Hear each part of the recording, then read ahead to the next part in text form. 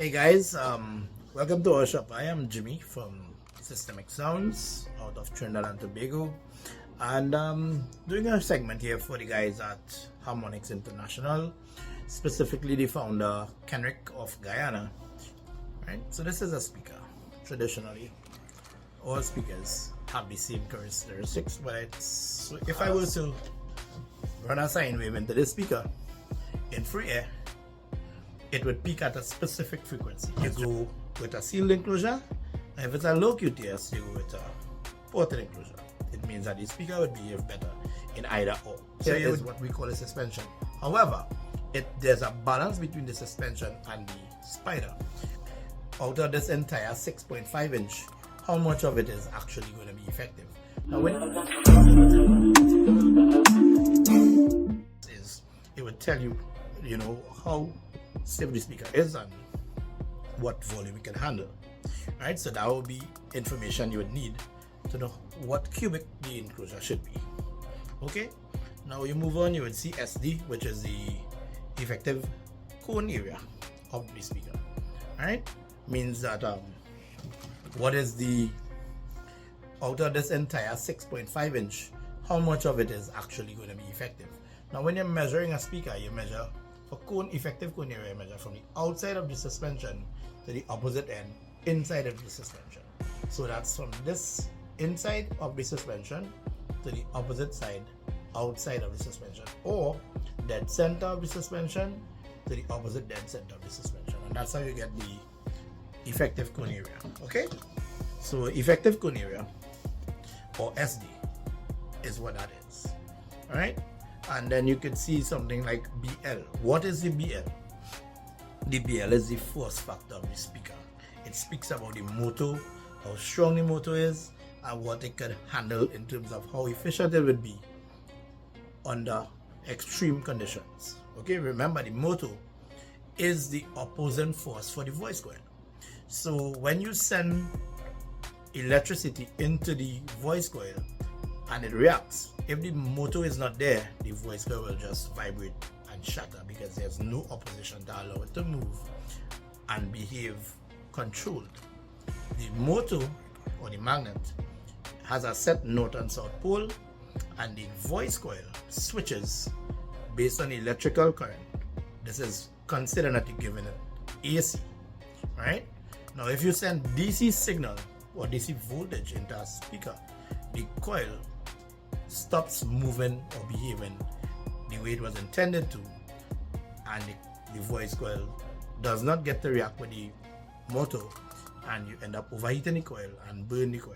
And most people would think it's overpower, but actually in reality it's due to underpowering in most cases, where you would push the speaker into DC. The amplifier wouldn't be efficient, and you would be sending DC current into the speaker, which was never intended for any speaker, and then result in damaging your speaker and essentially putting a waste to your investment, because you would have spent your money to purchase a speaker, and due to negligence or just the fact that you did not know, you could have a costly loss. Right? So then you would see the MMS, the moving mass of the cone. Right? How it would move air and how easily the speaker moves. Right? So you would know how much power it can handle. If a speaker can move very easily, then you don't need that much power to get it to do what you need to do. If a speaker is a bit harder to move, then you need more power. That would, we have this thing where we would take a speaker that, I am not an advocate for that.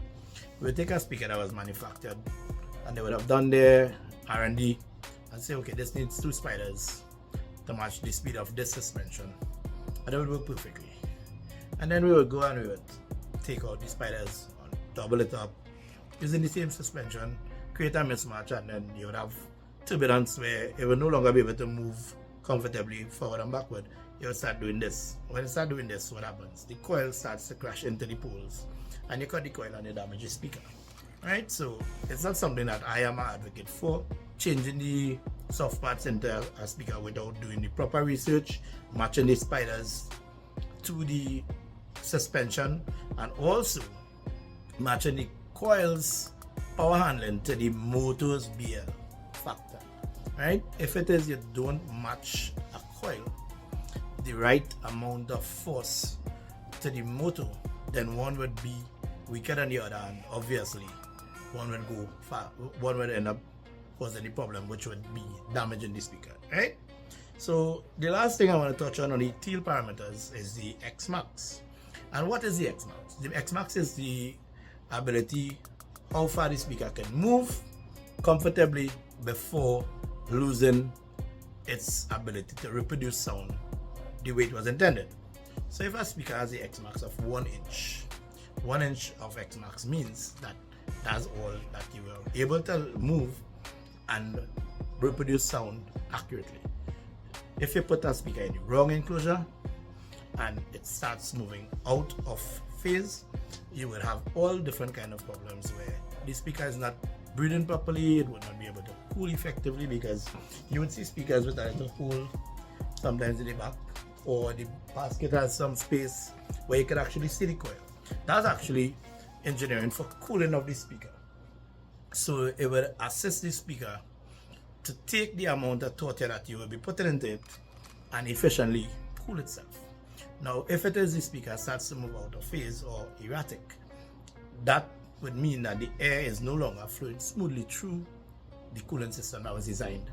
And in some cases, because it moves so much out of phase, the air is trapped in there, so it doesn't come out of the cooling system, and then overheats the voice coil and causes loss again, right?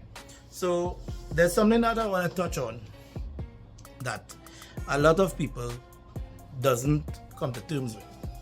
Right, so you purchase a speaker, the manufacturer says the speaker is an 8 ohm speaker, but you take your meter just to check and you realize with your ohm meter it's 6 or 6.5, not 8. Why is that? That's because that's the RE. The RE is actually the DC resistance of the speaker, and the DC resistance of the speaker is what you would measure using that type of meter. Right? Now there's a relation between the resistance and the inductance, right? Being that we're speaking about a coil, we have to use inductance and not necessarily resistance. However, resistance is there to create an opposition to the power and allow for some level of power handling. Otherwise, it would be what we would consider a full short. And a full short, 0, that means that it's just going to be dormant, it's not going to have any action, right? So you have a speaker and you have the DC resistance, you measure it and you see it's 6 ohm. Does this mean that you cannot use 4 8 ohm speakers and get it to work comfortably on a rated 2 ohm amplifier?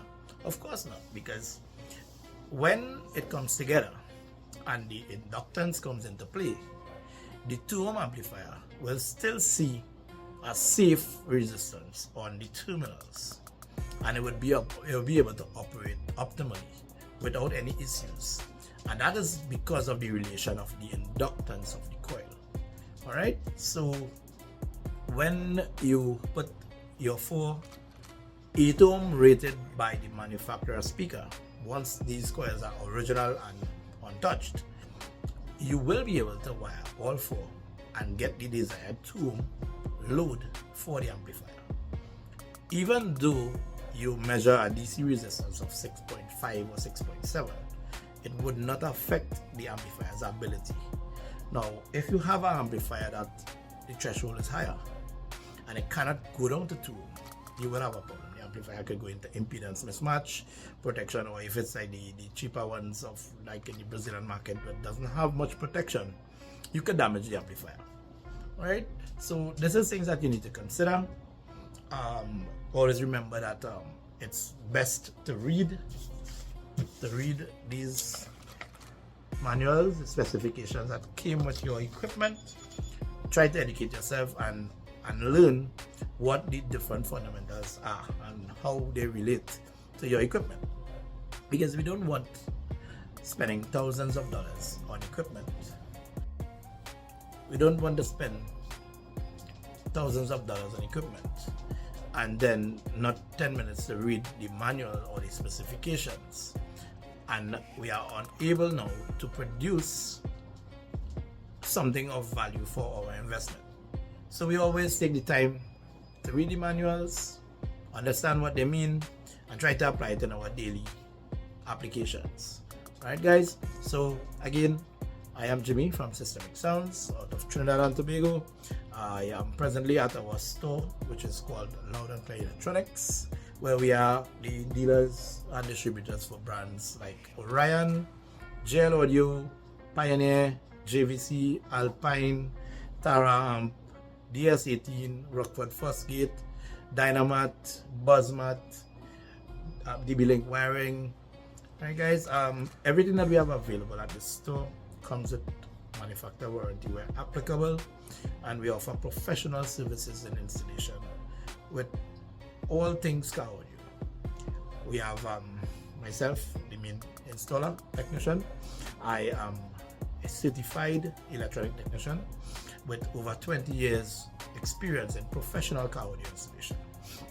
I'm also a certified judge with IASCA Trinidad.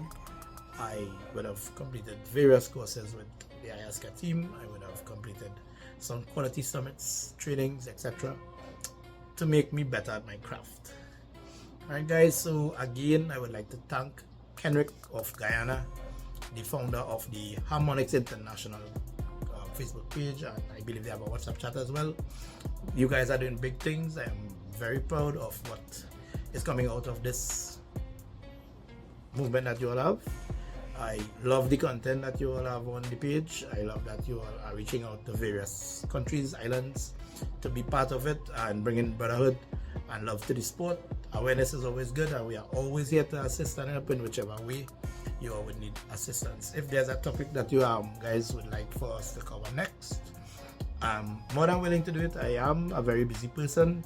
Kenrick has been behind me for quite some time to do something of this sort, and I only got time today to sit down and keep my promise that I will do something. I was actually one of the first persons that Kenrick would have asked to do something for the page, and unfortunately I was very busy, and to be very honest, I was finding difficulty in choosing a topic to discuss because the guys covered a lot of great stuff.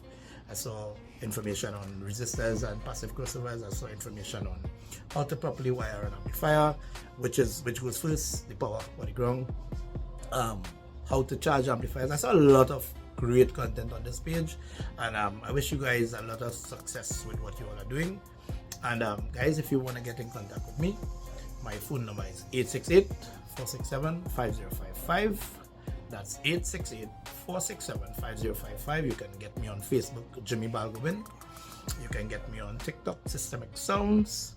You can get my business page on Facebook, Systemic Sounds. And you can feel free to reach out from wherever in the world you are looking at this. If you need advice on anything with car audio, you can reach out, and we are more than willing to assist whichever way we can. So guys, have a good one. And again, big up the Harmonics International Group for this movement and for the opportunity. Kenrick, big things coming. Very proud of you, bro.